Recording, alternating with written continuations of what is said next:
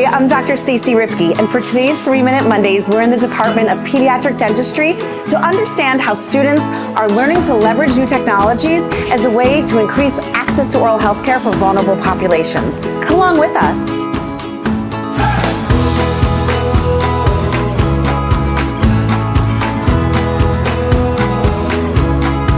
In dentistry today, there's no lack of new technology. But in the Department of Pediatrics Dentistry here at NYU Dentistry, we're focused on those that can leverage care for the populations we have a heart for, namely pediatric populations and other populations that have a hard time coming to the dentist in person.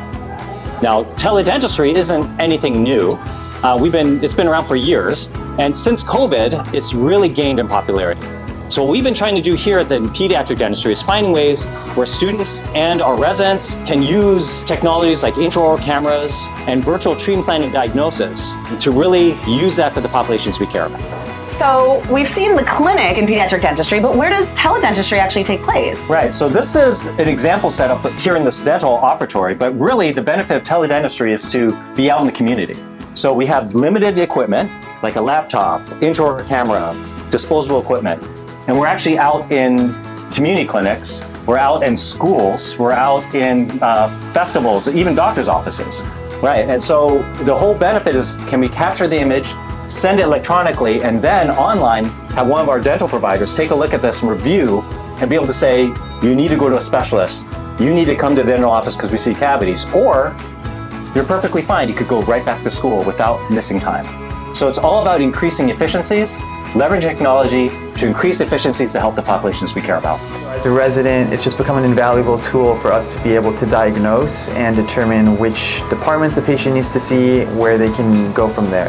You know what is amazing about asynchronous teledentistry? Because we are able even involve the parents or guardians in every step of the process. So that's why teledentistry and our program is helping us to prevent and to get access to our vulnerable population here in New York City.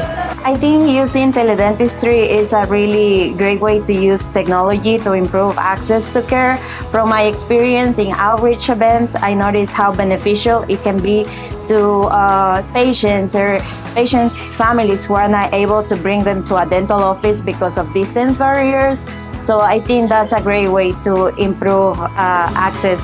It was so wonderful to hear how telehealth dentistry and community outreach are being combined and taught as something that can take place here at the college, out in the community, and within the profession. That's it for today's 3-Minute Mondays, and I'll see you next week.